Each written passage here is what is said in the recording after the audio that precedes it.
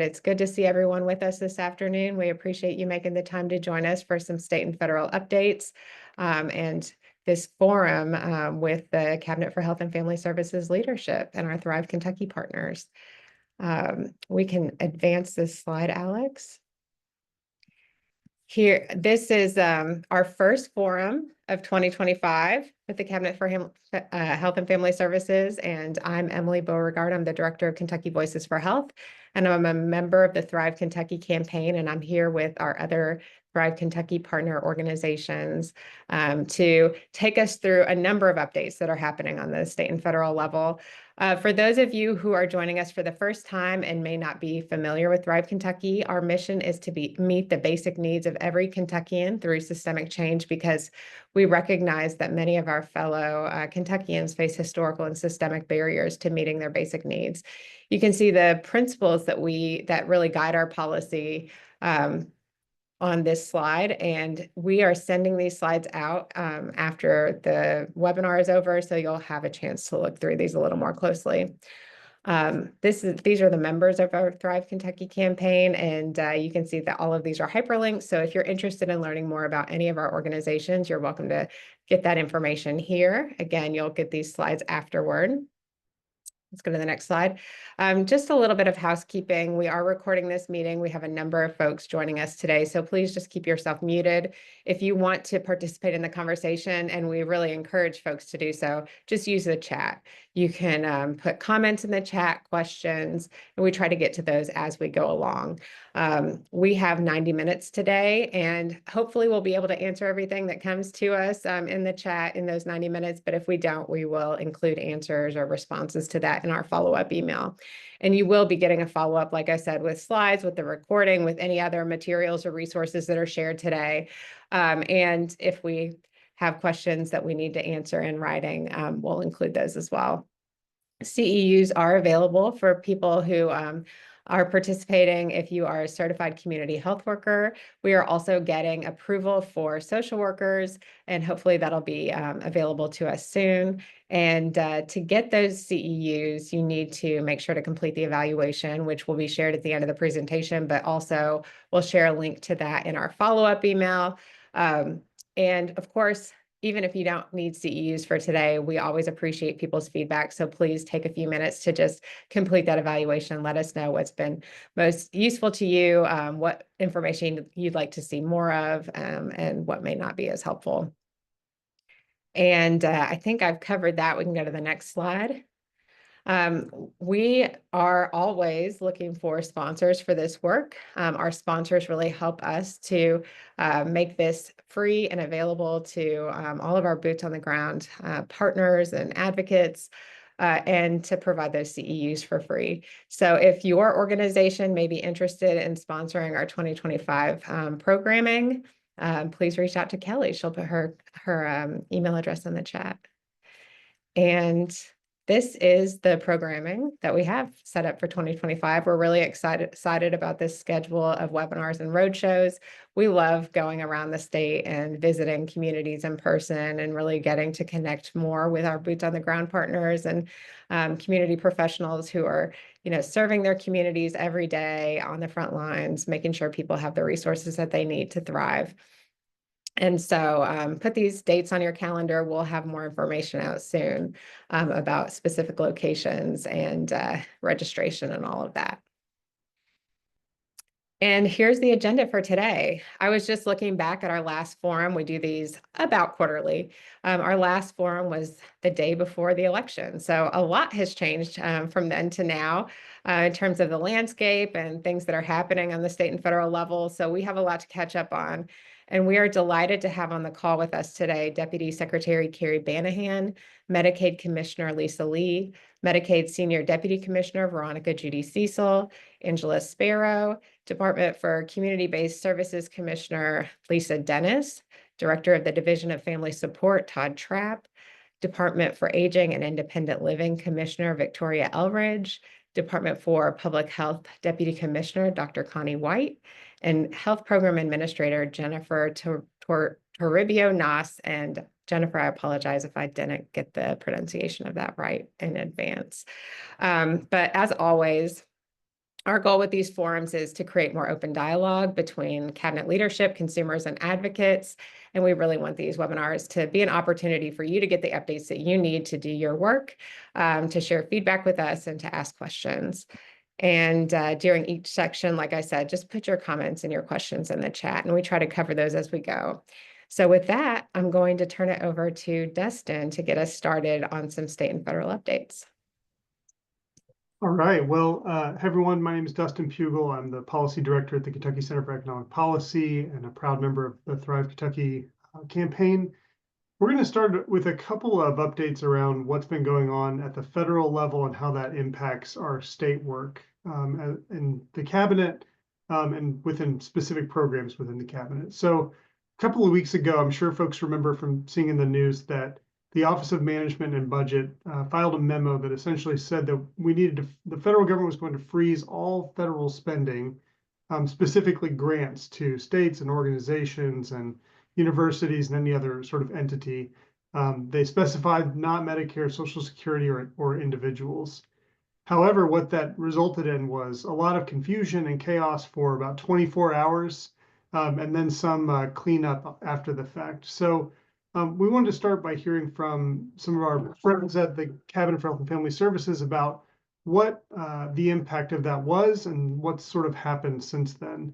So, Carrie, would you be able to tell us a little bit about sort of what the impact of that brief federal pause was, and then how you all have handled that since then? Sure. It's business as usual. We have really nothing to share at this time regarding any changes.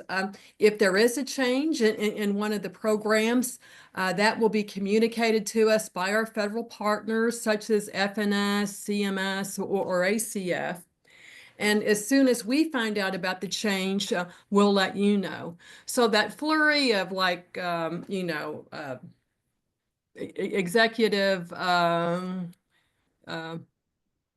Orders. the orders, yes, we have them here at the cabinet all the time. Yes, so the flurry of executive orders, it did not really impact any of our programs, Dustin.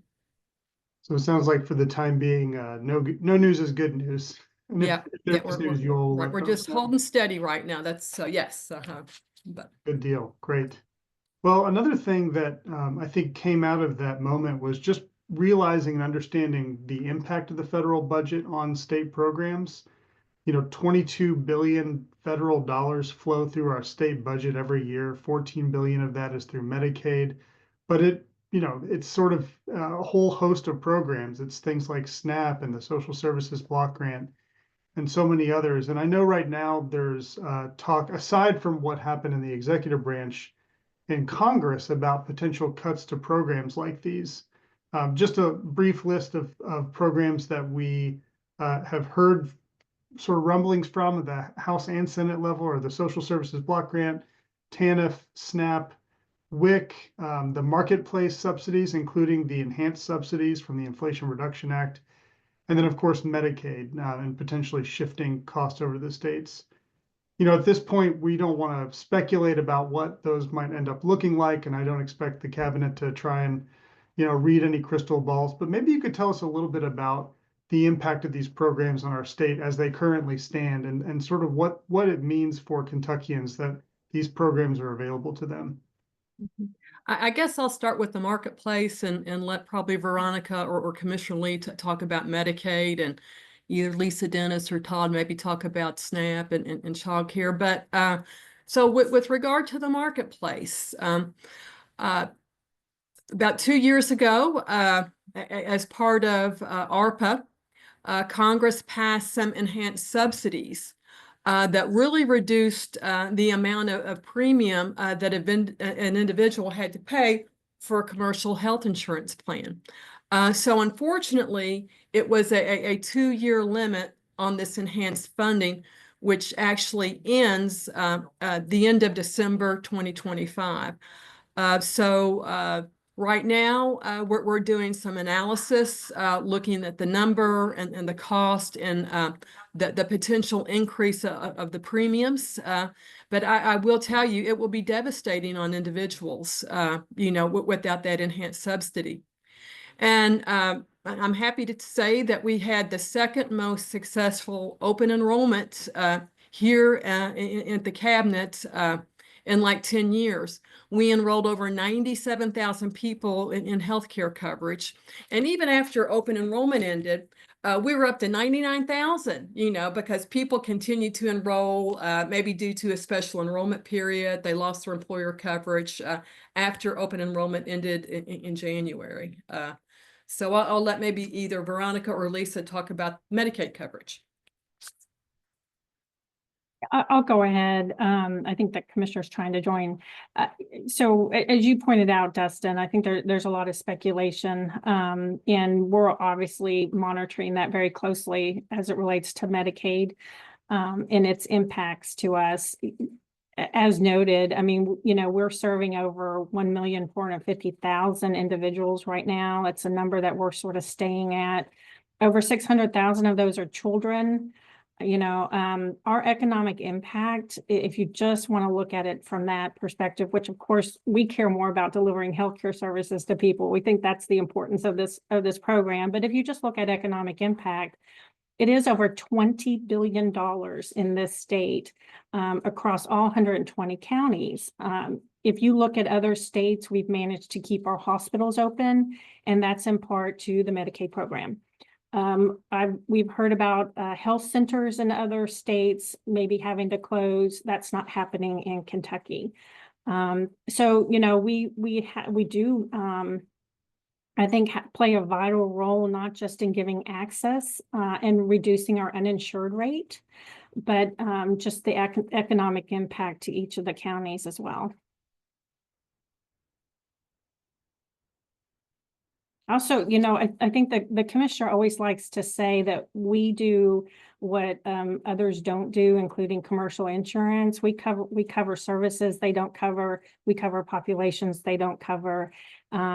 We serve the very most needed folks in our state, and nobody's going to do that except for Medicaid. So it would impact us. Mm-hmm.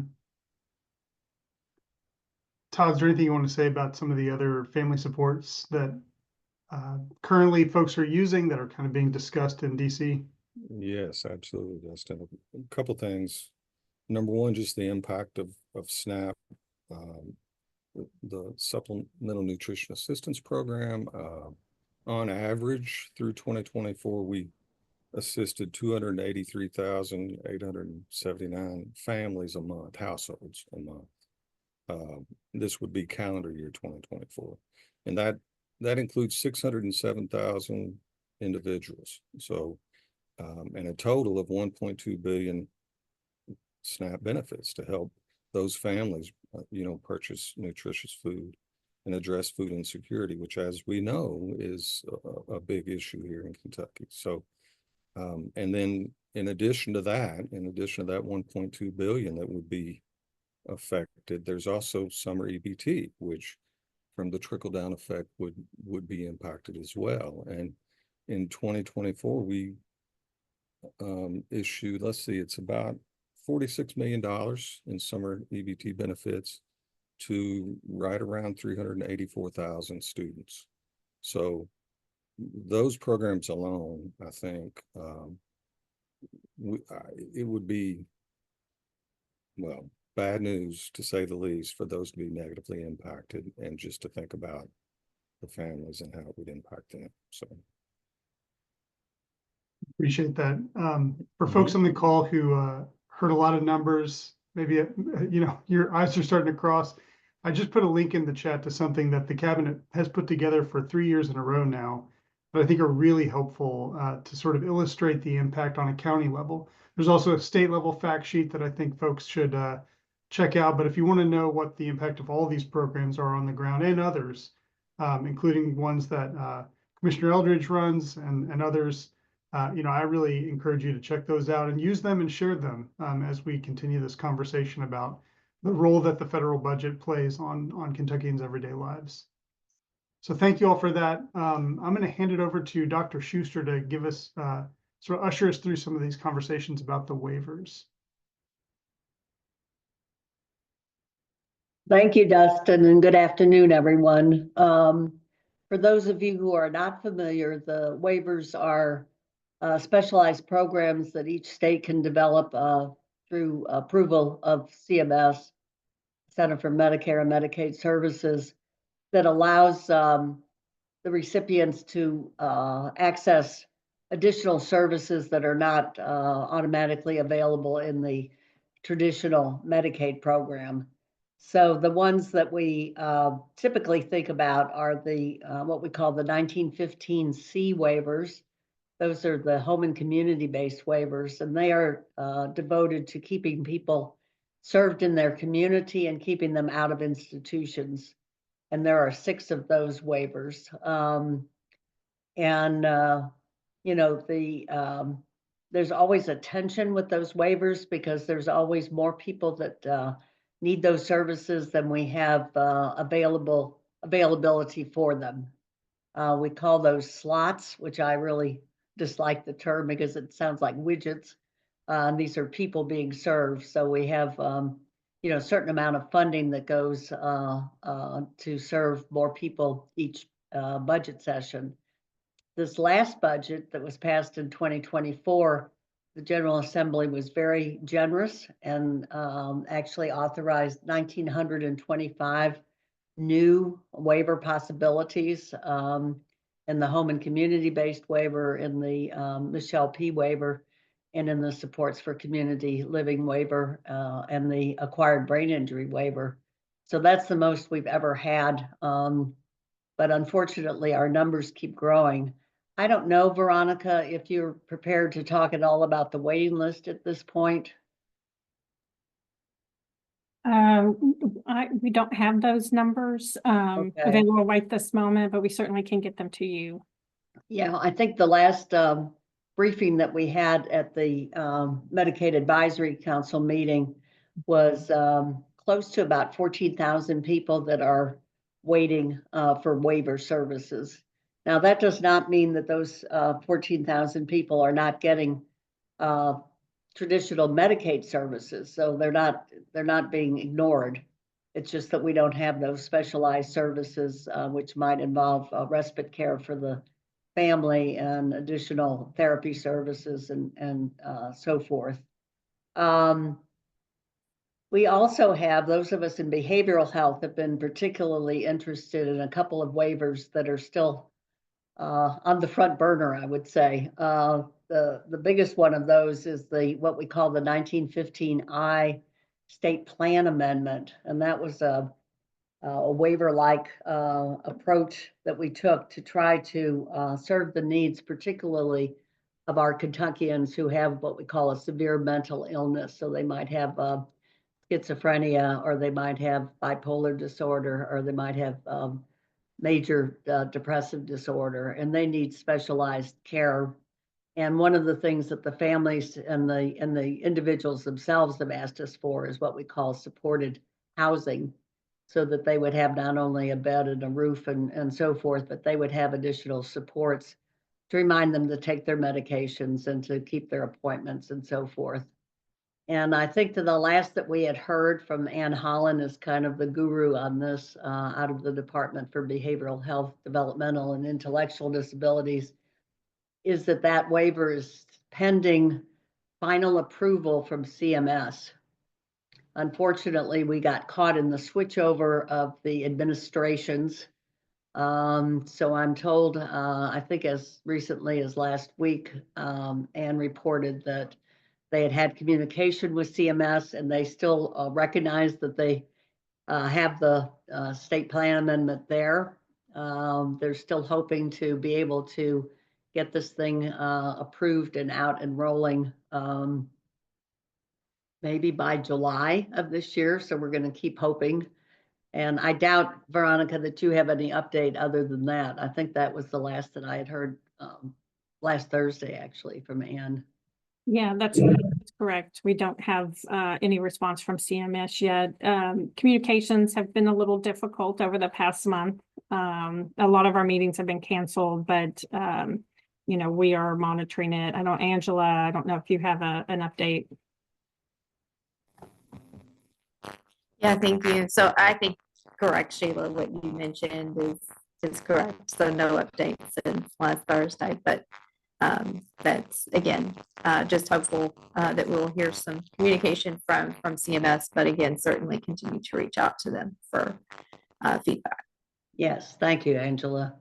The other waiver that has been approved and is in the works is what we've called the reentry waiver, which is really a phenomenal waiver because it's going to allow us to to start Medicaid reimbursed services for people who are currently incarcerated or in detention. And that's both people in our prison system who have a mental illness or substance use disorder, but also juveniles who are in detention. And we're very excited that we've got this thing out there and starting. I think you all have submitted, as I remember, Angela, all of the additional permissions and so forth that you have to send back to CMS, but you all are working on implementation, what, in October of this year? That's correct. All of those additional deliverables have been submitted to CMS before the end of the year and on time. We do continue to communicate with that team and have some feedback. We have, again, calls with them each month, and fortunate that we've been able to continue some of that. So that's encouraging. Again, we are still planning for the 10/1 implementation for the reentry 11/15. So continue to work with our justice partners, and again, kicking off 2025. So that's really, again, the work in January is kind of regrouping with our partners, with our sister agencies. And again, we have a upcoming ACRES meeting, again, our advisory council this month as well, and we'll provide some updates. So the first quarter, we'll continue to have some of those design sessions. Again, really some of that IT sessions as well, planning sessions. Again, move toward the second quarter, implementing some of those system changes and moving towards readiness through the summer with implementation in the fall. Wonderful. So still on track there. Yeah. If any of the participants on this webinar are interested in following more closely, there is a technical advisory council, a TAC we call it, that Steve Shannon chairs, that's about the reentry waiver. And it meets on the second Thursday every other month, starting in January. So the next meeting would be the second Thursday of March, and they meet at 9 a.m. And if you go to the DMS website and put in reentry TAC or just tax, you can get a link to that Zoom meeting. But Angela, I know you've been an invaluable source of information for that reentry TAC and keeping them updated. And then they have a whole team of people that are, working with recently incarcerated folks that have just come back into the community. The whole idea, and Kelly says there's TAC information at the link above. So thank you, Kelly, in the chat. The whole idea of this is to capture people as they are leaving, hopefully some treatment that they've gotten in detention or in the prisons, and continue that in the community so that they can continue their recovery process. And the last one I guess I'll touch on is, again, coming, I guess, Veronica, in this next fiscal year, and that's the continuing work on the children's TAC.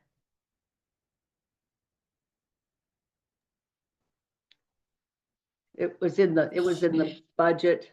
The children's waiver. Yeah, the children. I'm sorry, I said TAC, and no wonder she's looking at me.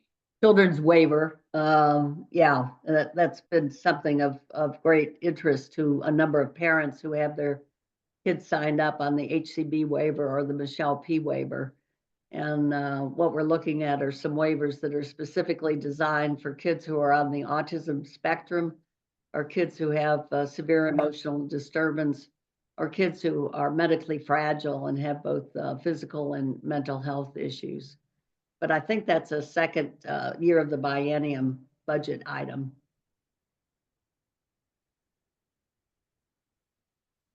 That's correct. Again, there's been a great deal of work thus far on that development, Sheila, and again, much more to come through 2025. So again, sister agencies and again, agencies across the state have begun some of that preliminary work on the children's waiver. Again, I think will also be referenced and referred to as the Families First waiver. So again, I think it's slated for work groups to start to begin in March. And again, to really kind of carry forward the design of that program and looking towards a submission to CMS again by the end of the year. So much more to come on that. All right. Well, thank you all. And that's my wrap up with the cabinet on all of the waivers and spas and so forth. So I'll turn it over to my colleague, Kelly Talby, to talk about other changes that we see from the federal area. Thank you all. Sure. I'm Kelly Talby, Kentucky Voices for Health. And the simplest segue here is anything that is occurring on a federal landscape, administratively or legislatively through Congress, will have an impact here where the rubber meets the road in the state's ability to fund, support, administer programs and services.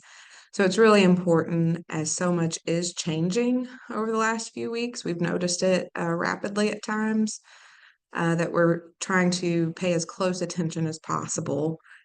And we are in an active state legislative session.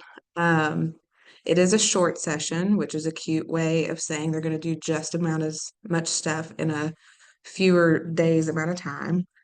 But hopefully they intend and do not want to open up the budget, so it won't be as robust reforms that we might see in an even numbered year. So before we kind of talk about just a handful of actual policies and bills, either in the works on the horizons, I did kind of want to open it up, Secretary Banahan, Commissioner Lee, others, as far as state-sponsored kind of policy goals that you all see for this legislative session broadly, or if there's a specific example you wanted to uplift at this time.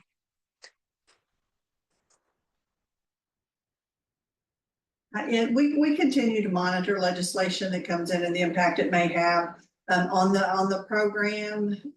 But as of right now, there's really nothing that has been elevated to our radar, that's been put on our radar that we are too concerned about at this point. Okay. And that's honestly what a lot of us do.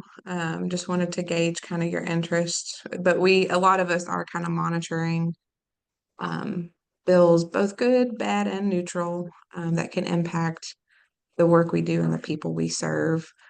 Last year, there was a lot of focus and attention given to the Medicaid rate studies. And as you all recall, there's $25 million placed in the budget, kind of specifically designated for this, but then it kind of expanded a little bit into other duties as assigned, if you will, but has kind of launched the creation of a legislative supported Office of Health Data and Analytics. Kind of a lot more attention on provider specific opportunities, the bigger conversations that need to be had on how we have a supportive healthcare workforce to give the services to Kentuckians in need. And I didn't know if you wanted to talk a little bit about what you all are hearing and seeing as far as Medicaid rate studies in particular right now. There's a lot of information being requested and lots of headlines, so it's hard to keep up at times what's really the latest. Yeah, Kelly, as you said, there a lot of information has been requested from the department as it relates to our reimbursement policies, as it relates to payments that we have made, such as the Hospital Reimbursement Improvement Program, and just actual historical documents related to rates in general.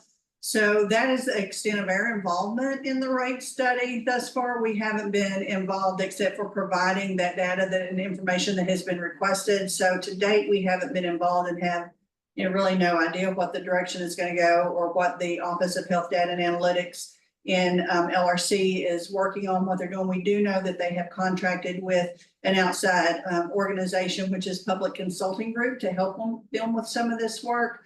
But as far as that, that's been the extent of our involvement, is giving them the information. And again, as you said, Kelly, it has been quite a bit of information that they have requested. It's the largest program we administer, right? It literally touches just about every single person's life at some point. So, moving the needle is going to take a whole lot of effort. I do want to give a little bit of time, and I know Sheila and her duties as the Medical Advisory Committee Chair wanted to speak briefly about the legislation on the horizon for the MAC and back conversations happening, since that will require legislative change. The MACs that we were just referring to, the technical advisory committees, those support policy recommendations to the Medical Advisory Committee. And last year there was an onus on states to establish a beneficiaries advisory committee. So Sheila, I'll let you talk a little bit about that if you'd like. Thank you, Kelly. I always laugh because it sounds like the McDonald's, and now with the back, this is like the bacon McDonald's or something. But we're very excited that CMS has issued a final rule, and they want a council that is advisory to Medicaid, to the state Medicaid department, that's made up entirely of people who are Medicaid members or former Medicaid members, their families, or their caregivers. And they not only want this council to meet regularly and have support and so forth, but they also want a percentage, and a growing percentage, of that council to actually move over and be on the MAC, the kind of big kahuna, the Medicaid Advisory Council. So this is a great opportunity. We've talked about this at the MAC meetings. We meet biannually, or bi-monthly, I should say. And we have lots of people that tune into those meetings. Again, you can get that at the link that Kelly provided. So I know, Commissioner, you were out of town when we last met at the MAC, but I understand that legislation is necessary because there are some changes that would have to be made in the current MAC legislation, as well as in establishing the back. So I don't know how much detail you can give us at this point. Yeah, that's correct, Dr. Schuster. And Veronica has been working very diligently on this policy. So I think I will turn it over to Veronica to talk about the back and the back. Okay. Thank you, Commissioner. You are correct. So some states already have a beneficiary advisory council. Kentucky does not. We're very excited for the creation of this new council. And then, there are some necessary changes to the Medicaid Advisory Committee that to ensure that it is aligned to the federal requirements. There are some discretion with the states, but otherwise, a lot of the requirements are mandated by the federal legislation. Some of the discretion for states includes size and term. But it does mandate, for instance, that there's a representative of the managed care organization. If managed care is in your state, we do not currently have managed care represented on our advisory. And then, as you noted, Sheila, is that up to 25% of the MAC representation has to come from the Beneficiary Advisory Council. So we have to keep that in mind, when we're talking about the size and what that number is that's going to have to come from the Beneficiary Advisory Council. A couple of other, just very quickly, additional mandates include the fact that the Beneficiary Advisory Council has to meet before the Medicaid Advisory Council, or Medicaid Advisory Committee. So we have to make sure that the calendars and the meetings are structured to promote that and to support that. And there's also a lot of requirements on the state to support beneficiaries. Participation in both the Beneficiary Advisory Council and the Medicaid Advisory Committee. So we've got, I apologize because my computer decided to restart on me. And so I'm not sure if anybody has shared, but we do have the PowerPoint that was presented at both the virtual forums in December. We also have a good presentation that it was the basis of the survey results that was presented at the MAC. And so we are posting that. If it's not already posted, it should be posted any day. And we have a one pager out there about the changes. So certainly encourage folks to go out and take a look at those if you still have questions. The legislation, unfortunately, is still being worked on, and that's because we are really taking the input that came from the survey and from those forums and any public comment, because we had public comment during the MAC and we had public comment during a couple of the technical advisory committees. So those have been taken into consideration, and that has created some changes to what that proposed legislation is going to look like. And unfortunately, we're working to try to get that to a point where we can share that publicly for folks, because we know that, you guys are interested, and we certainly want additional feedback. Thank you. And thank you for the forums and for the survey and for extending the deadline on the survey. I think you had close to 700 people that responded to the survey, which was great. So I encourage people, and Emily put in the chat that you will get the links after this meeting. So if you have any interest in this new MAC or how the MAC works, those would be great documents to access. So thank you all. Thank you, Veronica. And back to you, Kelly. Just one quick example, we wanted to kind of give a little attention to, and I shouldn't say little because it would actually have far-reaching potential harmful impacts. But House Bill 16 is an example of legislation that we are closely monitoring this year, that I wanted to put on folks' radar today. And I kind of want to gauge, we have Dr. White here with the Department of Public Health. Kentucky's got a phenomenal oral healthcare access program. And when we hear lots of policies being thrown around that could potentially remove fluoride from our local waterways, for example, it kind of makes us pause, because we know here at Kentucky Voices for Health that we don't have the needs being met as it stands. We know that so many families, so many children simply do not have the resources and accessibility to oral healthcare access that they really truly deserve. And so any policy move that could exacerbate that reality and enhance tooth decay, in fact, really kind of makes us worried, because your teeth are a part of your head, and it's wholly ingrained that it has a broader impact on your heart health, your mental health, and beyond.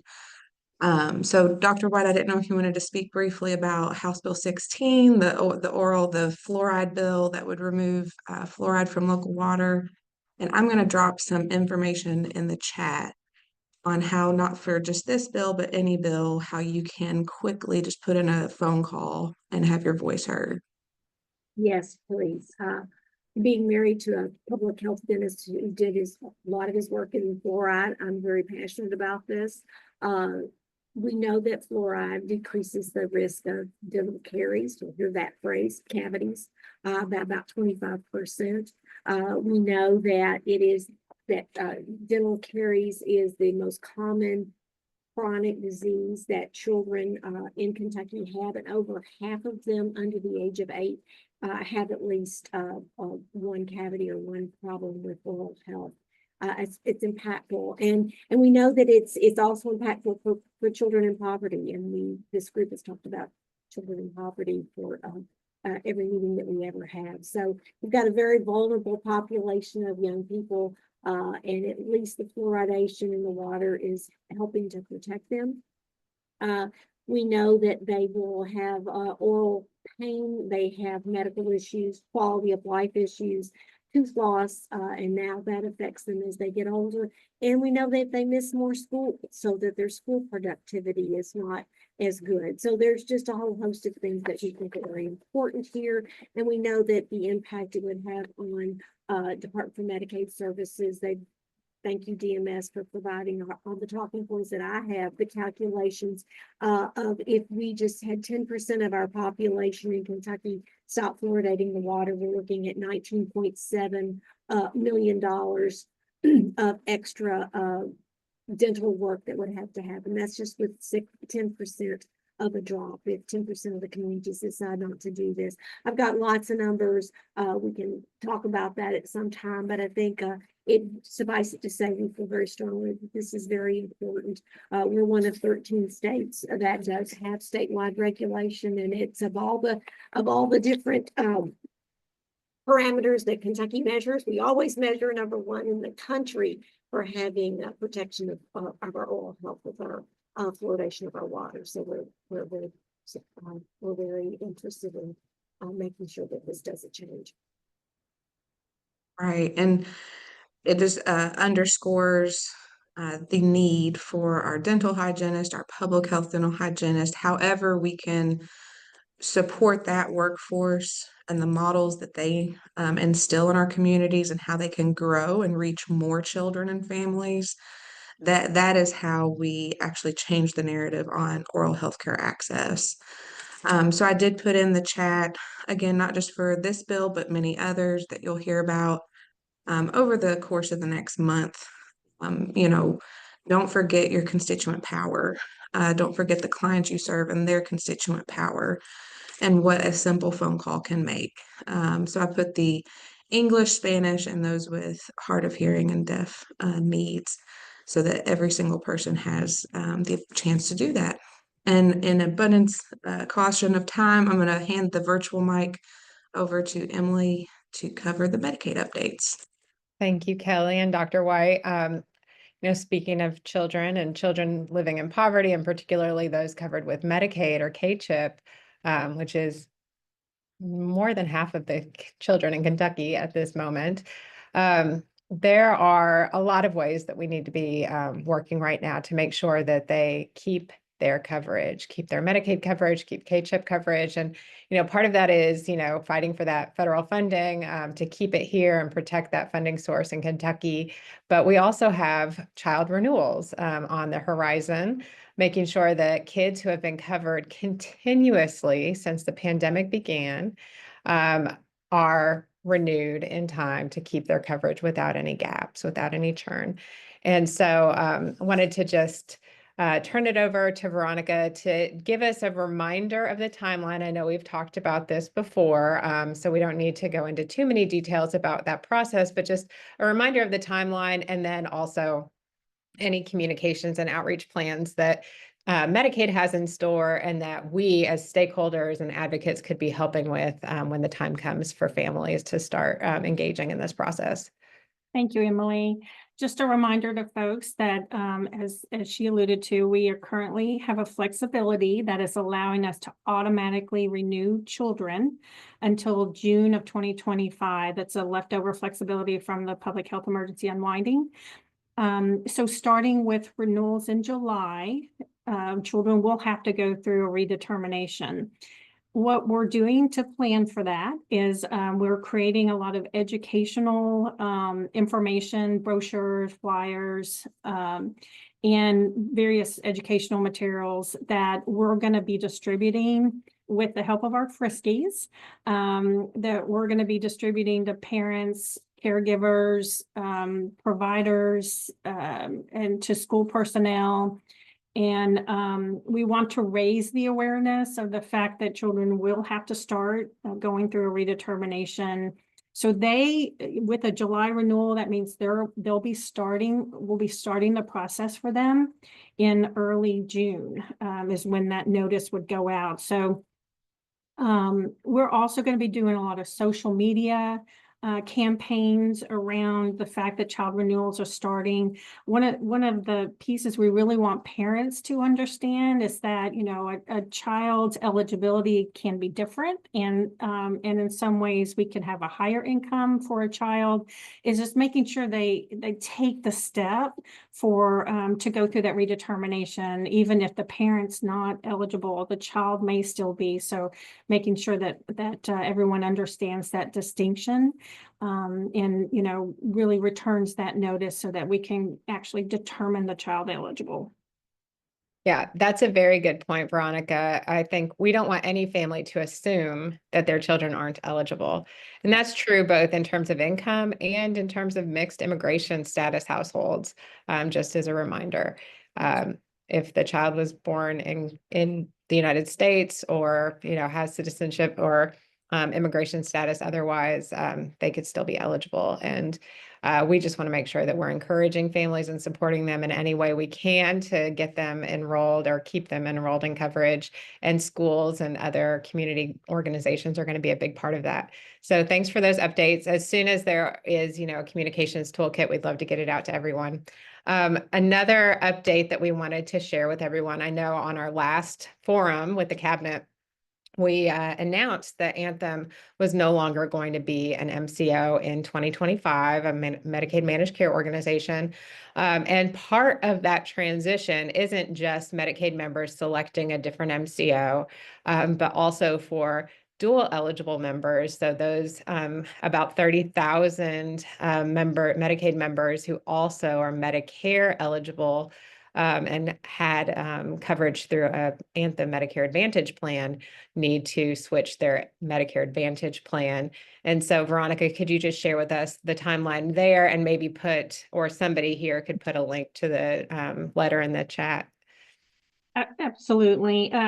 So we did, I'd just like to say the transition for Medicaid, we think went very smoothly. All members were transitioned effective January 1, 2025. They've gone to other managed care organizations, and we really have no complaints about access to services, and just still encourage folks. We're going to continue to monitor it, but encourage folks to reach out if they are, you know, are coming across a situation with not being able to access their services. As you mentioned, we were waiting for the Centers for Medicare and Medicaid Services to inform us about what was going to happen with Anthem's dual eligible plan. And we just last week got that information.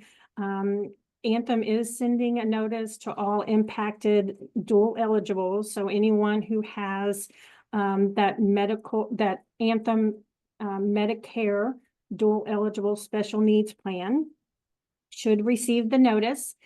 It's a short timeline. It's one that we did not develop or have control over, but it is a short timeline. So we are doing our best to communicate with folks. If a member has ultimately until March 31st to choose a new plan. However, if they do not choose a plan by February 28th, they will automatically be moved to original Medicare with the WellCare prescription plan. And why WellCare? Because according to CMS, the WellCare prescription plan is most similar to Elevance prescription plan. So that's why they felt like that was a good plan to switch members to. Even after that, anytime up until March 31st, if a Medicare member wants to change to a different plan, they will be able to do that. We are encouraging, members to reach out with any questions. Our Commissioner Elridge is here, and we're working very closely with her department and the SHIP counselors who can provide a lot of support for members choosing a new plan. They can also go to an insurance agent, or of course they could call Medicare and get assistance that way with choosing another plan. So those notices, they're going out, I believe, in batches to members. So they should be in mailboxes starting last week and this week. And hopefully, members will take action. But we do plan to continue to communicate around it and any opportunity that we have to share that information.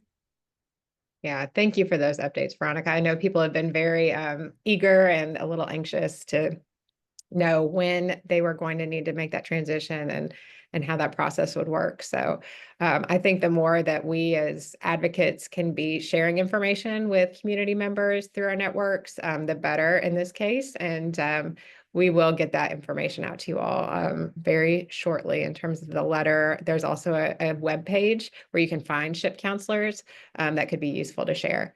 So thanks. It looks like some good resources are going into the chat right now.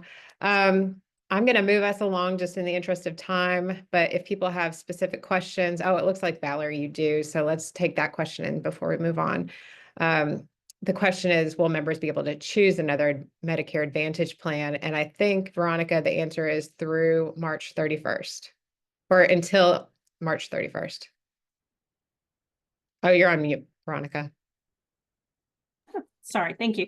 They can choose either another D-SNP plan, they can choose another Medicare Advantage plan. They don't have to stay with original Medicare if that's what they get automatically moved to on February 28th. They can choose any Medicare Advantage plan they want. And just to be clear, this is only for Anthem individuals. That's correct. Yes. That's right. Well, thank you for that clarification. I think that's really helpful. Our next item here, I was, we've talked a lot about non-emergency medical transportation, one of Medicaid's benefits that really is underutilized in a lot of ways. And I think many people, need that transportation assistance to get them to their appointments, to their doctor, their mental health appointment. And we'd like to see any way that we can improve this service and make it a little easier for people to get that transportation without barriers. We were so happy to see the cabinet update the regulation last year for NEMT. It, I think, was updated and in effect in July. And we know that the rollout of some of those changes, which allowed, it changed essentially the eligibility requirements for NEMT, where if an individual had a car in their household, that was the original kind of measure. It's now been changed to if an individual has a car in their name, they are not eligible for NEMT with some exceptions. And so that should really be opening up NEMT to a much larger number of Medicaid members, but we know the transition was a little bit bumpy, and we need to make sure that, brokers are all following the same regulation, putting that, those changes into their policy manuals. So just wanted to have a refresher on NEMT, what the changes are, and what that means in terms of people accessing transportation services, and how it should work whenever they call a broker to schedule that ride. Absolutely, thank you. And as you mentioned, Emily, one of the big changes was moving from a vehicle in the household to a vehicle in the member's name. But even with that, there are exceptions to that. In fact, what we have done is allowed for a note on the unusability of the vehicle, to just a note, and that can be from a provider, can be from a clinician, the school, the employer, the mechanic, or the transportation authority. So there are lots of folks who can help that member with the note to say that the vehicle is not usable. So we think that with that, we're also removing a lot of the barrier to that, having to prove that they don't have a usable vehicle. The other change is we did expand to now cover transportation to narcotic treatment programs, NTPs, for methadone treatment. We did originally exclude our transportation to methadones, but now have opened that up for folks that might have to be transported to their methadone treatment. So that was another kind of major change that happened. And then the third thing I just want to mention with the changes was that we also have now the ability for a parent to request a 2-week exemption for their children. And the reason we did this is so that, you know, if parents are out of town and there's a grandparent that may be, or some other family member that may be transporting the child, this gives parents the opportunity to request that transportation, even though they may have a vehicle in the parent's name, because the parent is not going to be available to deliver the child. So all this information, we did do recently required changes to the broker manuals. We did training for the brokers, and now all the brokers should be sharing this information with members as they try to access those transportation needs. Yeah, thank you for those updates. This is just so important for access to make sure people are getting that care and getting it early on and not, you know, waiting until whatever their healthcare situation is much more urgent and ends up putting them, you know, in the emergency room or just with a much more serious condition than it needed to be. So we appreciate you all making those improvements to NEMT and to making sure that the brokers have updated their manuals, because that was, you know, some of the complaints or the concerns that we were hearing from folks was that they were calling in and still being denied. Hopefully that changes, but I want to just say that everyone on this call, if you are assisting people in setting up transportation and you're still running into some of those barriers, please let us know. We'll make sure to report those to DMS. Yeah, Emily, I think that's the only other thing I want to say is that I realize the burden it is to try to log a complaint or to appeal, but it's the only evidence we have to show that our you know, our contractor, the Kentucky Transportation Cabinet, and the brokers are not doing what they're supposed to be doing and hold them accountable. So we can only do that with factual information that's presented to us as evidence. And that's why it's so critically important for folks to call and log a complaint, you know, to reach out if they've been denied services. And once they get that notice of denial to appeal. Well, I'm glad you said that. Kelly just put the hotline for those complaints or those denials of service in the chat. We also have a new Thrive Kentucky explainer, or I should say it's going to be an updated Thrive Kentucky explainer on NEMT that includes the changes in regulation and also these numbers to call so that more people are aware of them, because that's something we hear often, that people don't know what to do whenever they meet one of those barriers. So I want us to cover a couple of more things before we move on to some other topics. Something that I happen to chair the consumer tax. So Sheila was talking earlier about some other tax, the Medicaid Advisory Council and other technical advisory committees. I chair the consumer tax at the moment, which probably will be at some point replaced with the Beneficiary Advisory Council. But until then, we have been working on a number of things to really look at how we can improve access to care and remove, again, those barriers that people face. We've heard for years that people will call a provider that is listed, you know, in network with their MCO and be told either that the provider isn't participating or that they don't have any appointments, or they have appointments, but they're, you know, months out.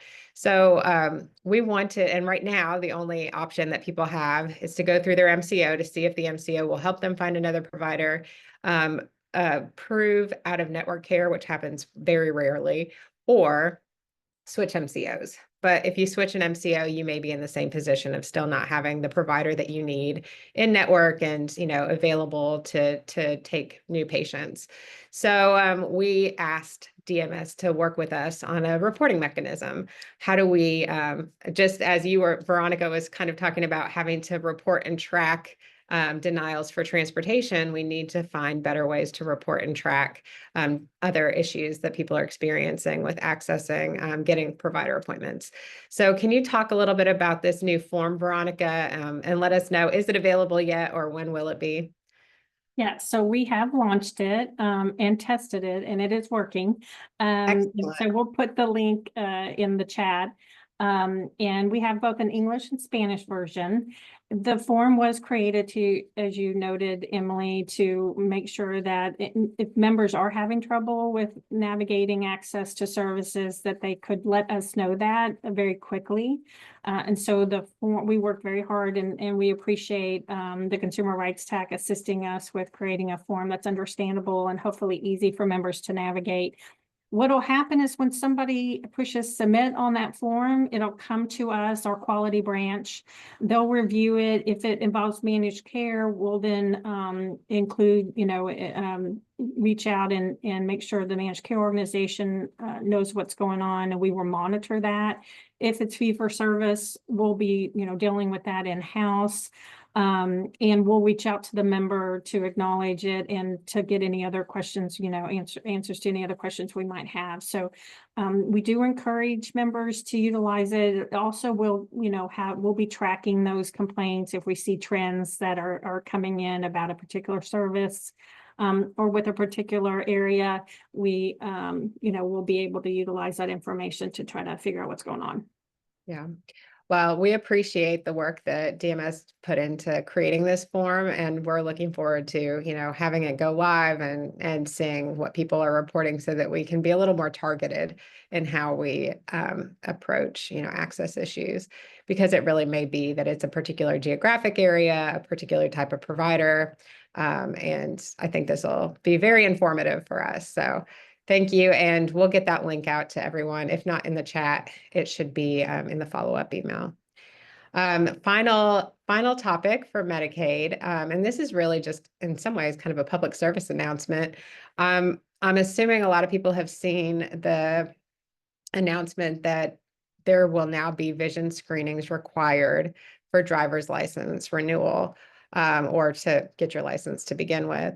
And so this is a new requirement to have these mandated vision screenings. And I think Medicaid is going to be a big part of the solution here because, while Medicaid has covered vision screenings as far as I know for many years, until recently, until the expansion of some of these benefits, dental, vision, and hearing, to include more comprehensive services, there weren't glasses or other sort of corrective services covered. And now that people are going to be getting vision screenings, and if they need some correctives, glasses or contact lenses, Medicaid may be the way that they are able to access that. So Veronica, can you give us an update on where, just the utilization of those new benefits or new services? Or maybe Commissioner Lee is going to do that. Sure. And what a great way to I don't know, we're about ready with the end of the agenda, but to wrap up. But since we have expanded vision, dental, or enhanced, we didn't really expand because adults always had access to vision, dental, and hearing. But since we have enhanced vision, dental, and hearing, we have had, I'm going to start with the dentures first, over 28,000 adults receive dentures. That's just complete dentures. That's not the partials. We've had 331 individuals receive hearing aids. That's adults. And we have had 229,000 adults receive glasses. That does not include the number who have received contact lenses in lieu of glasses. But that is a pretty big number. And we were surprised that the vision services are the ones that most people are utilizing. And we are just so, very proud of that decision to enhance those services, because 229,000 people can now see to drive, they can see to read their prescriptions. And it's just so great to know that many adults in the state now have glasses that would have not otherwise had them had this benefit not been enhanced. And yes, absolutely. And for their own purposes, just day-to-day living, but also, when people are working and their ability to be productive, when people are on the road and their ability to be safe, that when we say that Medicaid touches all of us and benefits all Kentuckians, this is what we mean. We'll have safer roads for it. So thank you all very much for these updates. I'm going to turn it back over to Kelly to talk about the Kentucky Prescription Assistance Program.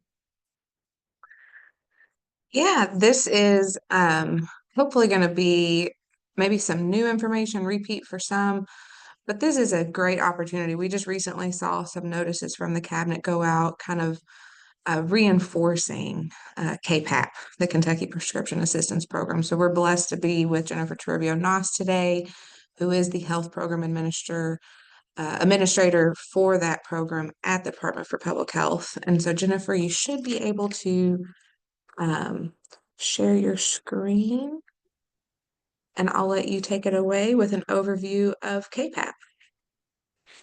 Thank you.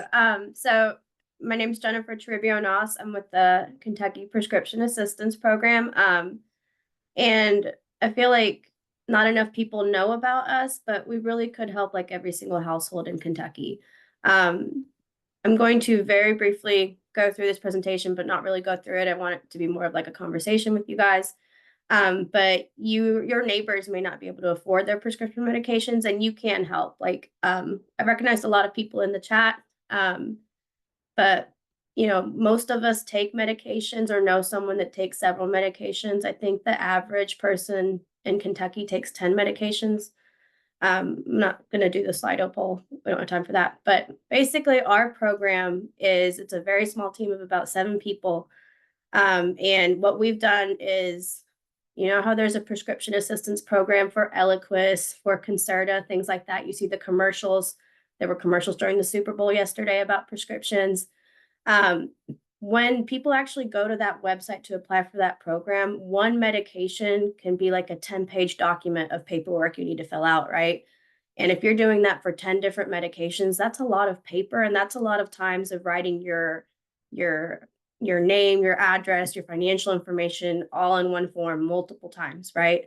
So what we've done is we have a software called Drug Assistant, and it has every single prescription assistance program available in America all in one software. So the idea is you're able to enter the patient's information once, and it auto fills out all of the forms for that prescription, for every prescription that person needs. And just it streamlines the process so that it's so much easier, so much faster to fill out those forms. Most of you, if you don't work directly with patients, you probably know someone that works at an organization that could benefit from this program. You can just call our hotline, and we can assist people that way. We'll ask them for their general information, and we really just need to know the name of the medication, and we can look it up and let them know whether or not there's a program available for them. Kentucky does have the second highest prescription cost burden of all states in the country. Average is $6,000 per individual. Again, like the idea is that we want to make it easier for people to be able to get that prescription assistance so that they can take their medications, so that they're not rationing out their insulin, you know, until they can afford the next dose, so that they're not going to the emergency room to be hospitalized because they ran out of their insulin or their heart disease medication. I won't go through this. If you want to, or if you directly work with patients and you want to be trained on how to use the software, this is a state program, so everything is completely free. We will train you. We will help you learn how to use the software, how to do the prescription assistance process, what to do when a medication gets denied by the pharmaceutical company. The top 5 medications that we had for 2023 fiscal year: Eliquis, Ozempic, Farxiga. I don't know how to say some of those, but the last 2 are diabetes medications. There's a ton of diabetes medications that have prescription assistance programs available right now. People ask like who's eligible for assistance. Even if they're not sure if they could qualify, just call us and we'll talk to you and we'll figure it out with you. Every single pharmaceutical company wants different things. Some say you have to be an American citizen.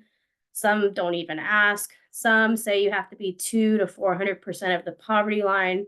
Others don't care. But we will work with them. We'll even like, you know, show you how to do like denial letters and stuff like that for if someone gets denied. Like, we're always available to help people that want to help others with prescriptions. We did hit the $1 billion mark last year of assisting Kentuckians with $1 billion worth of medication since our program started back in 2008. We're just trying to, again, make it easier for people to get their medications, be medication compliant, and decrease those hospitalizations. So we do work completely with volunteers. We're completely dependent on our volunteers. that want to do KPAP and be advocates. I'm happy to send this presentation out if anybody wants to look at it, or if you just want to email me for more information, I'd be happy to answer any questions. Thank you, Kelly. Thank you so much, Jennifer. And that was the quickest, best, amazing overview. Because this is really something, and I know we're pinched on time, so I'll hand it over to the foodies here in just a second, but there is such a focus on prescription drug costs and how some of those might actually be rising right now. We're very interested in Kentuckians' experiences. And just to underscore and revisit the narrative we were talking about at the top of the call, there's a lot of uncertainty right now. And as federal changes go into place and orders rescind previous orders, it really kind of begs the question, where will the federal compliance come in? You know, should Congress choose to confirm or enact some of the federal administration's policies that they've signed through executive order of recent, it could be devastating. For the same reason, if the enhanced premium tax credits do not get extended, Kentucky families could really see some surge in cost on just having their basic needs met. So for everyone on this call, for everyone watching it later and tuning in with questions at that point, keep KPAP and Jennifer's information in your back pocket. We're doing monumental, health forward, easy to access programs right here in Kentucky, and more people need to know about it. So thank you again, Jennifer, and I will pass it off to Miss Jessica to close us out. Thanks, Kelly. Hi, I'm Jessica Klein. I'm a policy associate with Kentucky Center for Economic Policy. Today, we're lucky to have both Commissioner Victoria Elridge with Department of Aging and Independent Living and Director Todd Trapp with the Division of Family Support to talk about food assistance in Kentucky. I think I'll kick us off by talking about SNAP. So I know at the very beginning of this, we were able to talk a little bit about the congressional budget threats, including cuts to SNAP. We additionally anticipate federal administrative actions, creating barriers to SNAP, things like eliminating waivers from work reporting requirements, things we are not new to here in Kentucky. And yeah, I think we're seeing some of that coming down the line. So we wanted to check in with you. Todd, is there something you want us to know about SNAP? Can you take us back to basics for a minute? Well, I mentioned earlier just the impact of SNAP in terms of the number of households served and the number of,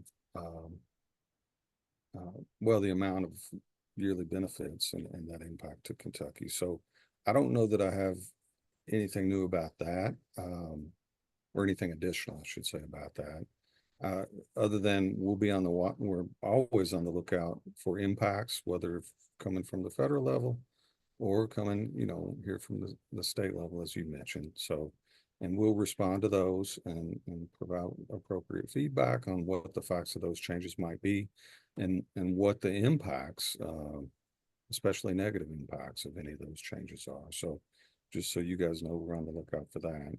I don't know if there's anything else specific you want, Jessica, but I can talk about our elderly simplified application project. If you could highlight that some program. Information on that. That'd be great. Yeah, that is something we implemented actually October 1st of 2023. So we just finished the first year. Those households would have been are included in that number because they're still SNAP benefits. So they're included in those overall numbers I quoted you. So a household doesn't actually apply for ESAP. That's what we call it. We all love our acronyms and the bureaucracy. So households don't apply for ESAP specifically. They would be applying for SNAP. And then through the course of that application, it would be determined that they were eligible for ESAP to be included in that group. And what that does is that is specific rules for households that where every adult contained in a household, I should say, is either elderly, meaning 60 or older, or disabled. There can be children there, as long as the adults are either elderly or disabled, and no earned income. And so if they meet those qualifications, then they're eligible for a 36-month certification period instead of a 12-month. And we are able to, they have to do that first interview, complete that first interview for the application. And then there won't be any additional interviews at recertification for that household, provided they remain eligible for continue to meet the ESAP requirements. And so that's a really good thing. So, you know, basically 3-year certification period, they will get a reminder every year on information that they need to report, changes they need to report, but no recertification every 12 months. So that's one of the great things that eliminates some of the hoops to jump through for that population. Now, I will say the benefit levels remain the same, so that you know, it's still maybe for some households isn't going to be it's not going to be an increased benefit because of ESAP, but again, it reduces the burden administratively. And in addition to that, at the same time, October of 2023, we implemented the standard medical deduction. And that's not specific to that group, but it probably is largely, the positive impact definitely affects that group probably the most, because if any household who has $35 or more of what would be ongoing monthly medical expenses can be eligible for $137 standard medical deduction every month. And so we feel like that, well, absolutely, that can increase that monthly benefit amount and make it, those two things together, hopefully make it worth it for some of those households who have chosen not to apply, some of those elderly households, just because they didn't feel like that monthly benefit amount was worth it. So we've seen some increase. I don't have numbers to share today. I've actually asked for a report where we can break those numbers out, because as I say, they show as regular SNAP participation, and but in the future we'll be able to break those down and really show that impact. So something really good, and we hope that it'll show that we're reaching more of those households. Because in terms of overall SNAP participation for Kentucky, and don't let me confuse the things. Generally, when we talk about participation, we're talking about how many households are served and how much benefits are going out every month. When we talk about participation rate, what we're talking about is how many potentially financially eligible households are there in the state, and how many of those are we reaching? How many of those are enrolled or receiving benefits from the program? And that rate is what we want to increase. And the biggest group in that rate, the biggest subgroup overall, are the elderly. And so those are who we're focused on. Those are the ones that, you know, I feel like we can help the most, because I think in terms of that overall group, we're hitting about, I think, in the 30s somewhere, participation rate wise, 35, 37, something like that. So really hopeful ESAP will help us there, and we'll have those numbers to share in the future. Great. Thank you, Todd. I know it's always good to hear of a barrier being removed, since there are so many being added to participating in SNAP. So thank you. And with that, I do want to provide an update for our advocates in the room about House Bill 279, which was introduced and referred to families and children. This is a bill that would put purchasing restrictions on SNAP, including soda and snacks and other items with minimal nutritional value. So we see this bill as being unnecessary and costly and ineffective, that would definitely impact families with low incomes without improving their health. So we'll be keeping an eye out on that. I know Kelly shared the call line in the chat earlier, so feel free to call about that. Well, I think that's it on SNAP, but maybe we can turn over to Commissioner Elridge. I know last year we budgeted additional investments into senior meals, and we wanted to hear an update from you on how that's going.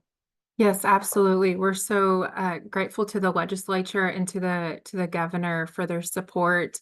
Last year was a historic year. It was the first time ever that the legislature had allocated a line item specifically to older adult nutrition to the tune of $10 million. Previously, there had been money allocated through ARPA federal funds that were one-time only funds. So for everyone to come into agreement, and I believe it was bipartisan full support across the board of allocating $10 million in state general funds to support older adults says how much Team Kentucky believes in the work that is going on. With that, I'm so excited to say that participation in our almost 200 senior centers is up. I was just looking at the meals that are being provided in senior centers, and the meal numbers are continuing to go up. We are so excited for what's going on. And to everyone who maybe hasn't been to a senior center, please take a moment, go stop by and visit. You can just walk in. You don't have to be 60 or older. If you know someone 60 or older, take them with you. But just walk in. They are open, they are welcoming, and see what is going on. If you love pickleball, I know there was a great pickleball commercial in the Super Bowl last night. Pickleball is happening in a lot of our senior centers. And so there's just a lot of fun activities that are related to improving health and well-being across Kentucky. And so we're grateful for that. And also in support of, we have our congregate meals in our senior centers. Also, the Department for Aging and Independent Living recognizes some individuals may not be able to get to a senior center. And so we do provide home delivered meals through great partnerships through Community Action, through Meals on Wheels, and through our area agencies on aging and independent living. And so they too we're seeing increases in the home delivered meal arena, especially in some of our more rural areas, really seeing the increase for that go up as well. And so we're grateful to the partnership for the federal funds that come through to support this, and also again to the state legislature for this. And I can tell you absolutely, Jessica, that the meals, they are so good, so nutritious. And we have updated our regulations to ensure that if someone, comes in and it is not of their culture to have meatloaf, mashed potatoes, and green beans, that senior center can provide a culturally preferred meal to ensure that, as the secretary says, y'all means all y'all, and that means that everyone gets a food in their preferred culture that is meaningful to them. Thanks, Jessica. Thank you so much, Commissioner. I know with us having one of the highest rates of older adults with food insecurity, it's so important that we have these resources and the resources with SNAP to help make ends meet. Absolutely. We also have one of the highest rates for children facing food insecurity. So with that, I wanted to talk to Todd one more time about the summer EBT program. That's the program that helps provide food for students receiving free or reduced lunch during the summer months when we know childhood hunger is at its highest. Last year was our first year. So Todd, what can you tell us about 2025? Well, I can tell you our 2025 plan of management, this would be the final plan of management, is in the signature process. That's due by February 15th. And we're getting the final signatures on that. So that should be submitted right on time. This year's plan, this year's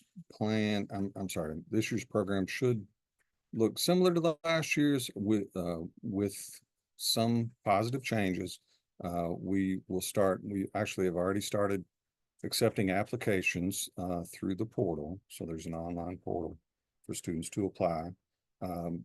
Like last year, there will be a large group, the largest group of students will be issued their benefits automatically, so to speak. So it's what we call the direct certification group. And so anybody who received SNAP, TANF, cash assistance benefits, and there's a group of Medicaid benefits that can qualify students as well. Any of those benefits from July of last year through the school year and was in a participating school NSLP participating school will automatically be issued their benefits, and those will go to, they'll all go to the head of household's card for that case for which they were on, if possible. Otherwise, they can be issued to an individual card for the student. The other group of eligible students would be students enrolled in an NSLP participating school who were outside the compulsory age group or who were not participating, or not participating in one of those programs I talked about.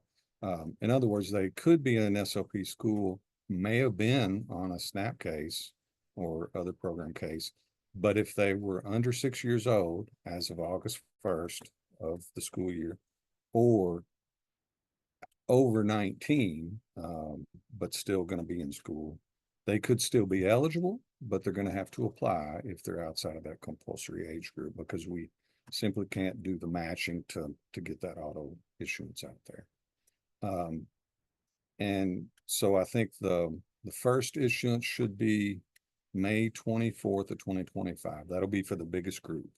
And then as applications are received and approved, benefits will continue to be issued through that summer period. I think that's what I've got to share. Any questions about that, Jessica? Great. No, thank you. I do have a link to the portal and your updated dates, so I'll be sure to put those in the chat. Thanks so much. Thank you. Thank you, Todd, and to all of our speakers from the Cabinet for Health and Family Services. We really appreciate your time today, as always, and all of the updates and resources that you've shared with us. We will be getting those out in a follow-up email, so watch for that. Please take a few minutes to complete the evaluation and give us your feedback. And if you don't already have it on your calendar, our next state and federal policy update is scheduled for March 3rd at 2 p.m. Eastern Time. We did have a February 24th on the calendar, but that was kind of a hold. And our next one that we want you to be at is March 3rd, 2 p.m. Eastern Time. So all of that will be in the email. We appreciate everyone's time today. It's great seeing you all. And until then, please be safe tomorrow with the winter weather, and take care. See you all. Have a good